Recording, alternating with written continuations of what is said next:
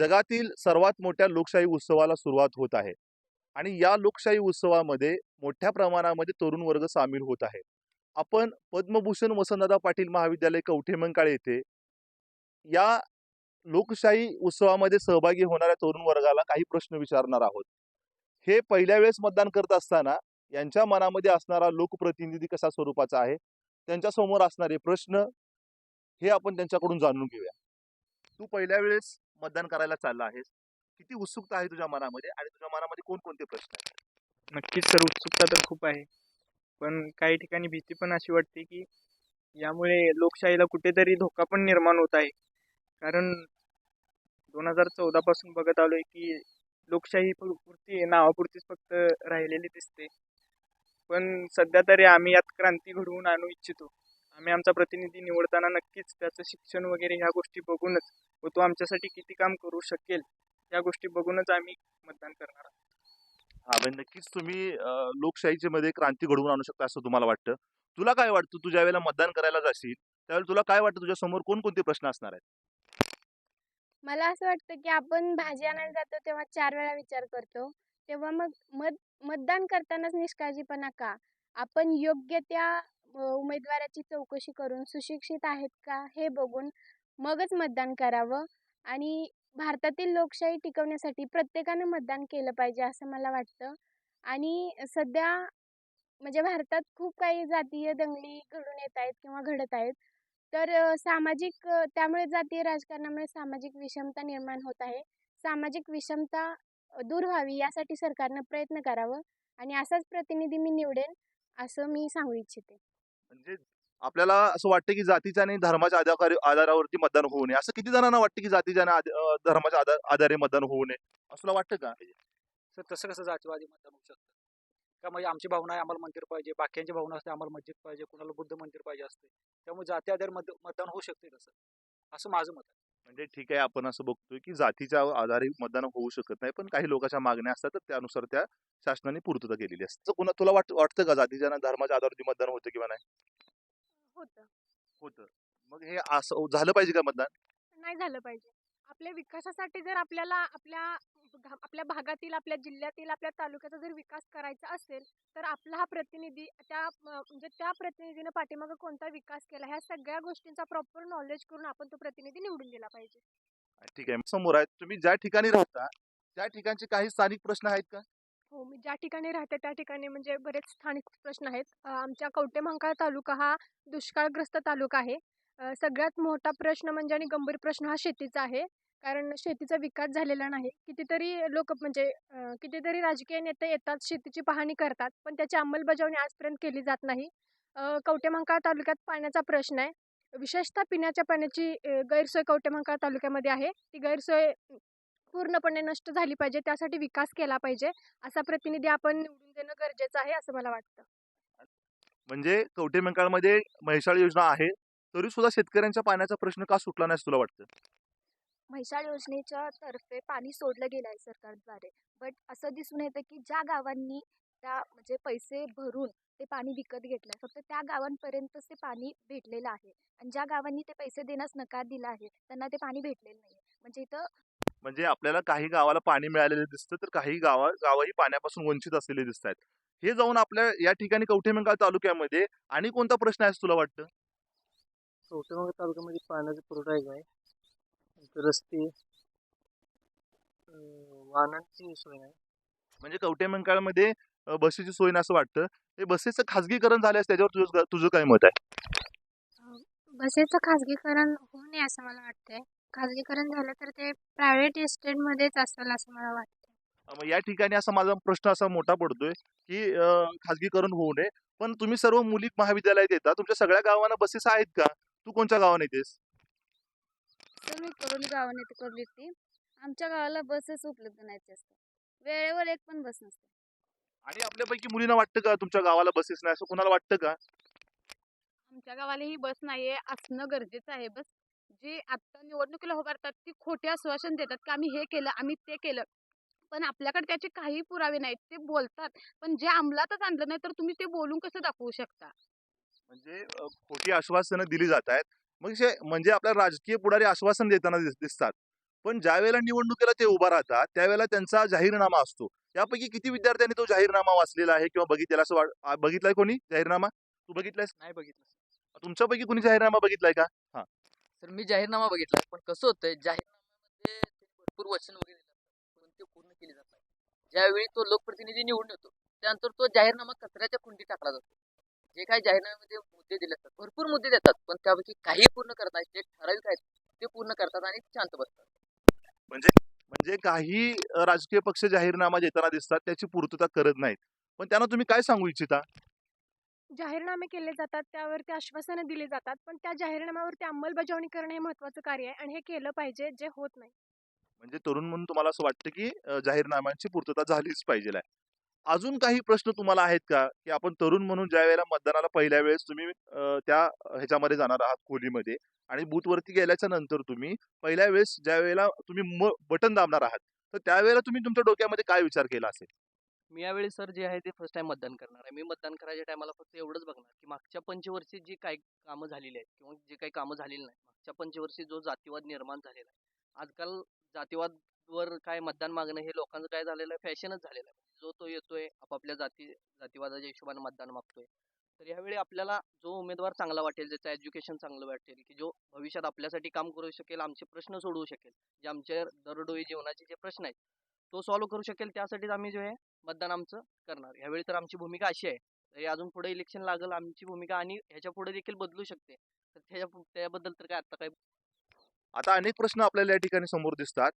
तरुण म्हणून आपण ज्यावेळेला मतदानाला जाणार आहात, त्यावेळेला तुमच्या समोर कोणकोणते प्रश्न आहेत असं दिसतंय? कोणकोणते प्रश्न आहेत? बेरोजगारी. बेरोजगारी आणि काय आहे? तुझा कोणता प्रश्न आहे तरुण म्हणून मतदान करायला जात असताना? शेतीसाठी आता अडचणी येतात बऱ्याचशा, म्हणजे जे लोकांची कर्ज आहे ती माफ होत नाहीत. अंबानीसारख्या उद्योगपतीच कर्ज माफ होते आणि आपल्यासारख्या सामान्य शेतकऱ्याचं कर्ज माफ होत नाही. काय बोलायचं या गोष्टीवर? शेतीचा प्रश्न आपल्याला या ठिकाणी उपस्थित झाला. आणखीन काही शेतीचे प्रश्न आहेत का? शेतीसाठी आपल्याला वीज ही मोफत मिळाली पाहिजे. त्यामुळं संध्याकाळचं पाणी पाजावं लागतं, संध्याकाळची लाईट असल्यामुळे. पण ती वीज सकाळी मिळाली तर शेतकरी सुरक्षित असे पाणी वगैरे शेताला पाजू शकतील. म्हणजे रात्री अपरात्री शेतकऱ्यांना शेतामध्ये जावं लागतं आणि त्यांना त्याच्यापासून जंगली प्राण्यापासून त्यांच्यावरती वेगवेगळ्या प्रकारचे आघात होऊ शकतात. अशी एक समस्या आपल्याला या ठिकाणी दिसते. आणखीन काही समस्या आहे का शेतकरी संदर्भामध्ये? पाण्याचा प्रश्न तर आहेच, विजेचा प्रश्न पण आहे. त्याचबरोबर आपल्या भागात द्राक्ष शेती तसेच ऊस शेती ही मोठ्या प्रमाणात आहे. द्राक्ष शेतीचा जर विचार केला तर शेतकऱ्यांचा हाल आपण बघतोय. मालाला किंमत नाही, जरी असली तरी त्याच्यावर प्रोसेसिंग युनिट कमी पडत आहेत, व्यापारी फसवून जात आहेत. या संदर्भात देखील विचार केला पाहिजे. म्हणजे शेतीच्या संदर्भामध्ये ज्यावेळेला प्रोसेसिंगचं युनिट पण असलं पाहिजे आणि या शेतीच्या संदर्भामध्ये आपण ज्यावेळेला कच्चा माल तयार करतो त्याच्या पुढे प्रक्रिया करण्याची एक प्रोसेस आहे. तर आपल्या तालुक्यामध्ये ती आहे का? आहे?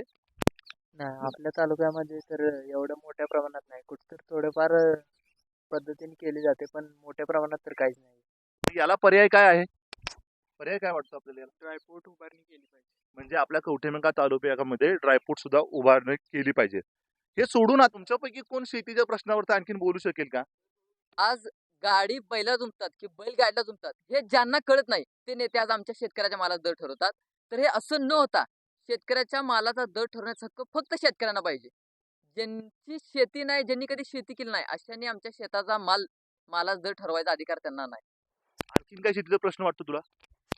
शेती संबंधातली जी औषधे, खते आहेत त्यांचे वाढते भाव पाहता तसेच शेतकऱ्यांना त्यांच्या शेतीच्या उत्पादनासाठी योग्य हमी भाव भेटत नाही. त्यामुळे त्यांचं कर्ज ते त्यांचं उदरनिर्वाह चालवण्यासाठी कर्ज घेतात आणि ते कर्ज फेडू शकत नाही कारण की त्यांना योग्य हमी भाव भेटत नाही. त्यामुळं त्यांच्या आत्महत्याचं प्रमाण वाढत आहे असं मला वाटतं. म्हणजे आपल्या कवठेमंका तालुक्यामध्ये शेतीच्या संदर्भामध्ये मोठे प्रश्न आपल्याला या ठिकाणी असलेले दिसतात. आता हे पाहता महाराष्ट्रामध्ये जे सध्याचं राजकारण चालू आहे, आयाराम गयारामचं राजकारण चालू आहे, याच्यावरती तुमचं काय मत आहे? काय वाटतं तुला? आपला शेतकऱ्यांचा किंवा इतर सामान्य जनतेचा विकास न पाहता राजकारणी जे आहेत ते फक्त आपल्या पोटासाठी किंवा आपलं हित कसं साधता येईल याचा विचार करून पक्ष बदलत आहेत. किंवा पैसे घेऊन पक्ष बदलण्याचं काम चालू आहे. याच्या व्यतिरिक्त दुसरं काही होत नाही किंवा एकामेकावर टीका करणे एवढंच जमतं यांना. विकासाच्या नावाखाली काही झालेलं नाही आजपर्यंत मला काही. म्हणजे विकास कुठेही होताना दिसत नाही, तर राजकारणी आपलं स्वतःचं जे स्वार्थ आहे या ठिकाणी बघताना दिसत असं विद्यार्थ्यांचं मत आहे. अजून बघूया आपण विद्यार्थी काय म्हणतायत ते. पक्षांतर बंदी कुठेतरी थांबली पाहिजे, कुठेतरी झाली पाहिजे. पक्षांतर बंदी कायदा अस्तित्वात आला पाहिजे. कारण आपण आता बघतोय की कितीतरी लोक पक्षांतर करत आहेत. हे जनतेच्या विकासासाठी नसून स्वतःच्या स्वार्थासाठी. कितीतरी आमदार खासदार असतील हे ईडी चौकशी पाठीमागे लागले त्यामुळे पक्षांतर करतायत. म्हणजे हे जनतेच्या विकासासाठी नाही करत, तर हा स्वार्थ कुठेतरी थांबला पाहिजे. यासाठी आपण कुठेतरी विचार केला पाहिजे आणि विचारपूर्वक मतदान केलं पाहिजे असं मला वाटतं. आणि हे कुठेतरी महाराष्ट्रातील जी सद्य परिस्थिती चालू आहे ती कुठेतरी थांबली पाहिजे. मग हे जर बदलायचं असेल तर तुमच्याकडे कोणता प्लॅन वगैरे आहे की नाही? काय आहे का प्लॅन तुमच्याकडे सर आज बदलायचा? कसं होतंय एका पक्षातून निवडून येतात आणि दुसऱ्या पक्षात जातात. म्हणजे लग्न एका संघ करायचं आणि नांदायचं एका संघ. मग हे जर कामासाठी जर दुसऱ्या पक्षामध्ये जाऊन जर विकास काम होणार असतील, भागाचा विकास होणार असेल तर ती चांगली गोष्ट आहे. पण जर स्वतःच्या स्वार्थासाठी जर एखादी ईडी वगैरे जर मागे लागत असेल, त्यासाठी जर ते दुसऱ्या पक्षात जात असतील तर त्यासाठी पक्षांतर बंदी कायदा झाला पाहिजे. पक्षांतर बंदीचा कायदा आहे, त्याच्यामध्ये दुरुस्त्या झाल्या पाहिजेत आणि तो कडक व्हावा अशा विद्यार्थ्यांचं मत आहे. आता हे जे चाललेलं आहे राजकारण, हे बदलावंच तुम्हाला वाटतं का? किंवा राजकारणात कुणाला किती जणांची इच्छा आहे राजकारणात यायसाठी? कोणाची इच्छा आहे, किती तरुणांना वाटतं की राजकारणात जावं? नक्कीच सर माझी इच्छा आहे राजकारणात येण्याची. सामान्य जनतेचे प्रश्न, शेतकऱ्यांच्या अडचणी व लोकशाहीची पाळेमुळे अजून खोलवर रुजवण्यासाठी नक्कीच मला राजकारणात यायला आवडेल. म्हणजे आणखीन आपल्याला लोकशाहीची पाळीमुळे खोलवर रुजवण्यासाठी राजकारणात यावे लागेल. तुला असं वाटतं का लोकशाहीची पाळीमुळे राजकारणात खोलवरती पोहोचतील? हो, जर त्याच्याकडे काही असा जाहीरनामा असेल किंवा जनतेच्या कल्याणासाठी त्याच्याकडे काही उपाययोजना असतील तर नक्कीच लोकशाहीची पायाभरणी चांगल्या प्रकारे होईल. जे आज कुठेतरी लोकशाही हुकुमशाहीकडे झुकताना दिसत आहे, तर ती याच्या माध्यमातून ह्याच्या ज्या उपाययोजना आहेत त्याच्या माध्यमातून जर लोकशाहीची पायाभरणी होत असेल तर नक्कीच होईल. आणि त्याचबरोबर महिलांचे काही प्रश्न आहेत का? मला असं वाटतं की महिलांचं आज लोकसभा, विधानसभा यामध्ये प्रतिनिधित्व कमी आहे. हे सगळ्यात मोठी महिलांसमोरील समस्या आहे. म्हणजे आपण महिलांना पंचायत राज व्यवस्थेमध्ये 50% आरक्षण आहे आपण या ठिकाणी बघतो, पण विधानसभा आणि लोकसभेमध्ये महिलांना आरक्षण नाही. याच्यावरती काही मुलींचं मत काय आहे ते बघूया आपण.